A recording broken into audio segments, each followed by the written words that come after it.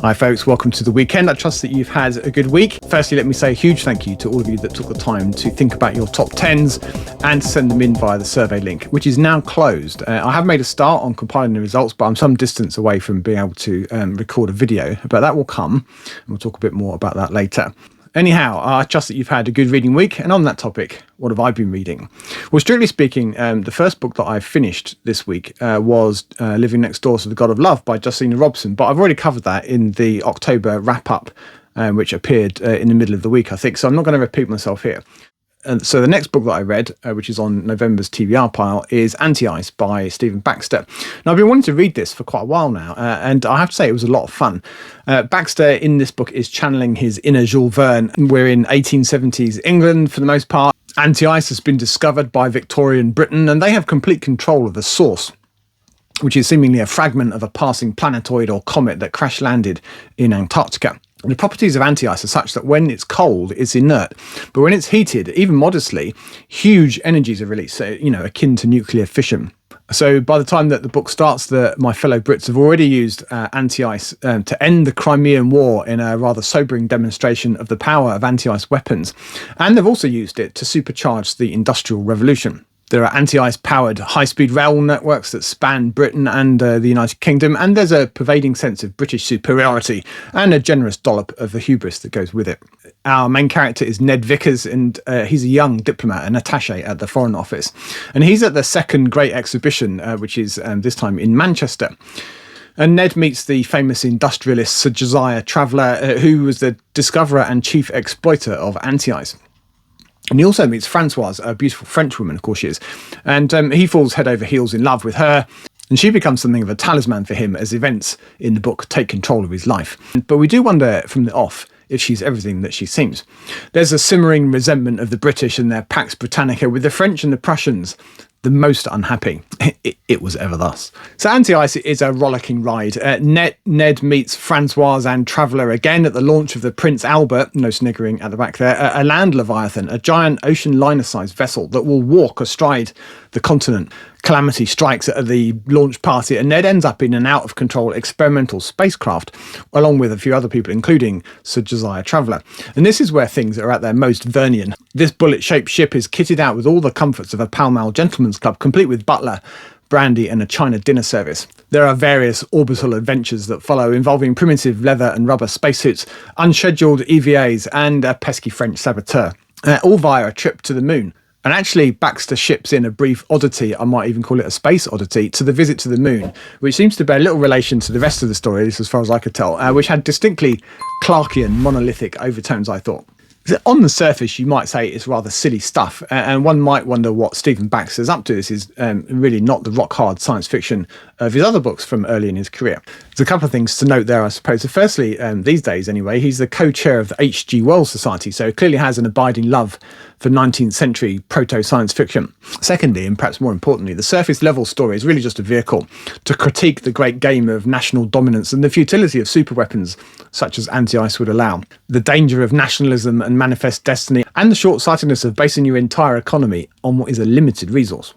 So there's joy to be had. There are old-fashioned English gentlemen, there are untrustworthy Frenchies and proud Prussians, and stereotypes abound, but with a quite serious undertone. And I think Baxter handles the mix well, and I enjoyed my time with this book. It's well worth a read if you can grab a copy of it somewhere. Next for me this week was The End of Eternity by Isaac Asimov, which is a classic, I think, from the 1950s. Yeah, from the late 1950s. And I've actually mentioned this book once or twice in various videos over the last year or two, but I'm only now getting round to actually reading it. This is one Asimov classic that I didn't manage to steal from my aunt's shelves, unlike some of the others, so it just never entered my orbit, as it were, when I was a youth. But anyway, better late than never. The End of Eternity is a time travel tale. It's full of paradox and meddling interference, and not a little love and misunderstanding.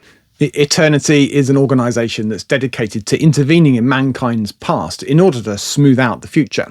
The results of such interventions are plotted out carefully, and not a little skill goes into deciding the minimum necessary intervention and how to put it into effect. Eternity bases itself in our far future, thousands of centuries downstream. Andrew Harlan is an Eternal. He's a skilled time technician, and he's well used to ranging through past and present centuries, monitoring and altering the myriad cause and effect relationships that make up our time stream. That is, until he falls victim to a phenomenon older than time itself, love. He meets Noyes and he's resentful at first, jealous even, for various reasons that become clear in the book. She works her magic on him though, and he feels he has no choice than to play fast and loose with the rules of his profession to ensure that they can have a life together.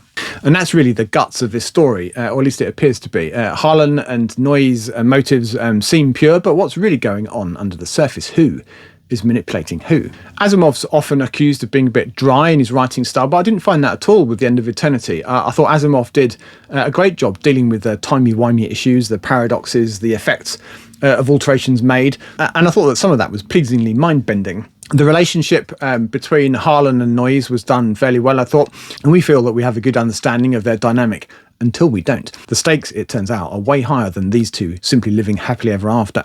Nothing less than the future of the human race is at stake. And I thought that Asimov handled that well too, weaving that into the tale in a compelling and credible manner. And although I was aware of the broad strokes of the plot going in, I was still pleasantly surprised by a couple of twists in the tale. And so on that basis, I shall say no more. So if you haven't read it, you can enjoy those too. I started listening to this on audiobook at first, actually, but I found I didn't want to wait until my next run to listen to the next few chapters. So in the end, I tag-teamed between audio and the physical book. And in that way, I actually finished it inside 24 hours by the time I finished. It's not a long book. It's under 200 pages, if I remember rightly.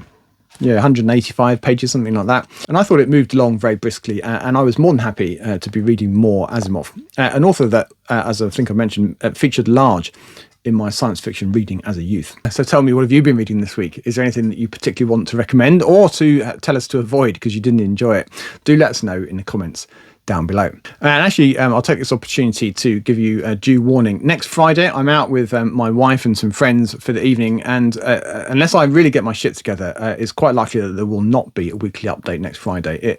There's a chance that I might get organised enough to prepare and record it in advance of Friday evening, but honestly, it's more likely that I'll just have to skip that one. Let's see how I get on. Channel stuff next then, briefly. Subs are at 6,710, which is up 76, I think, since the last time I did one of these things a couple of weeks ago. And if you're one of those 76, or if you've just stumbled across my channel for the first time today, then a huge welcome to you all. I'm John, and I focus on collecting, reading, and waffling on about science fiction books, old and new. Comment of the week this week is from Kim down, I think he's down in Australia, in response to my 150 books a year video from a couple of weeks ago. And Kim tells of some of his fairly drastic sounding health challenges that knocked back his reading for quite some time, amongst other things, of course, but also of the medical intervention that eventually fixed all of it, including his reading rate, which is now at a very healthy level indeed. So I'm glad to hear that Kim is all fixed up and making steady progress with his reading. And I've just realised that I've made a huge assumption there that Kim is a fella, and of course, it very well might not be. So apologies, Kim, if I've got your gender the wrong way around. But regardless of that, thank you to Kim for taking the time to leave a comment, and to all of you that do the same. As I always say, I do really appreciate it. Let's take a quick look at what there's been on the channel since last time. I forget exactly when it was, but there was a video looking at how I ramped up my reading over the last few years from approximately 15 books to something more like 150. And the secret there isn't really a secret. And then there's my TBR selection video for November, where I once, as usual, broke out the bingo balls of fate and the decision dice of destiny, and finished up with 10 books that I'm really looking forward to reading during this month. And then on Wednesday, a few days later than I'd originally anticipated, was my wrap up of October's reading, where I usually, as usual, rank all of the books that I read and ultimately declare a book of the month. It was a pretty strong month's reading, actually. There was one not really dud, but that was less strong than the others, and the others were, pretty good, I thought. On the book buying front, it's been a busy couple of weeks. Some of you might remember I snagged a set of 1960s second edition hardbacks of Lord of the Rings in reasonable condition, considering their age. And I'd resolved to see if I could turn a quick buck and sell them. And the short story is that they did indeed sell, I think, to somebody in Greece. And I got a pretty good price for those, well over £300, approaching 30 times what I paid for them. So I was very happy with that. So I've been busy spending the resulting flood of cash on, of course, yet more books. Last weekend, I was away with my good lady wife in Shrewsbury in Shropshire, which is a lovely old town, actually. If you're in the UK and you've never been, I'd really recommend it. It was lovely. Not least because they've got several quite nice used bookshops. And I came away with a certain number of books, but quite modest considering what was on offer one way or another. I could really have come away with a lot more.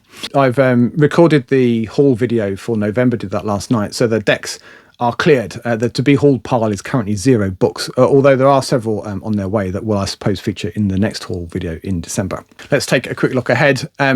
Well, I'll say that. The honest truth is I've actually no idea what's coming next. The reality of this channel at the moment is that work is just much busier for me now than it was in the earlier days of the channel, which on the one hand is a good thing, it's less boring, but on the other hand, I just don't have the same amount of headspace that I did back then to devote to planning content, never mind creating it and editing it and publishing it and the rest of it. And as it happens, this weekend I will have very little spare time. I've got a very long run planned for tomorrow, just training for a long race I have in December, and there'll be a bit of snoozing I expect in the afternoon. And then on Sunday we're at my mother's for the day. So I'm going to have almost no time to do anything. So as we're sitting here on Friday evening, the truth is that I neither know what's next and nor do I know when it will be. And that just seems to be the way that I'm rolling at the moment. If I was a betting man, though, I would guess that the next thing that there'll be will be a deep dive into Chris Beckett's work that I've been enjoying over the last couple of years. But we'll have to see. So having said all that, it's not complete shambles. There will definitely be the book haul video around the middle of the month as usual. And I'm still noodling away at the remaining prep on the 100 Years of Space Opera video. And also the Paul Macaulay career overview. And plus, I want to update my top 10 science fiction books. It's only fair for me to do that since you've all had to go through that for the survey. And I want to do an updated library tour. And of course, there's the results from the survey, and there'll be 2 or 3 videos resulting from that. So, you know, it's not nothing. I just need to get my proverbial shit together and get some of it done. And on the 100 Years of Space Opera, I noted with a wry smile today that Daryl over at, what's it called? Space Odyssey, is it? Channel, I'll put a link in the description, has just published a video looking at space opera from 1928 to 2025, which is essentially the same ground that I plan to cover, or the same space actually, that I plan to cover with that 100 Years of Space Opera video. So that's a shame. If I got my act together sooner, then I would have beat him to the punch, but never mind. As I said, I think in a post, there's more than enough room in this galaxy for both of us to do a video on that topic, I think. So what will I be reading in the coming week? First up will be Ender's Shadow, which is a sort of retelling of Ender's Game, but from the perspective of Bean, a friend and comrade of Ender's in Ender's Game, of course. And I'm about, a little bit over halfway through this, and I'm breezing through it pretty quickly. It's not a demanding read, to be honest. And I shall probably finish this whilst I'm out on my run in the country tomorrow morning. So I don't think this is going to linger beyond the weekend. So far, so good. I'm enjoying it. After that, I think I'm going to dip into Chelsea Quinn Yarborough's Cautionary Tales, which is a short story collection. Based on my recent experience of short story collections, then I'm expecting good things from this one. I've only read, I think it's one Chelsea Quinn Yarborough book, which is False Dawn, which I did really enjoy. That's one of her stronger early works. So we'll see how I get on with the short stories. And then after that, I want to make sure that there's definitely enough time for me to read The Prestige by Christopher Priest, which is a book that I've been meaning to read for ages. I have seen the movie, obviously, like every other man and his dog, but I've never read the book, so I'm intrigued to know to what extent it differs. So I think that's everything that I'll manage to get to next week. I might not finish The Prestige, but I'll certainly make a good dent in it next week, I think.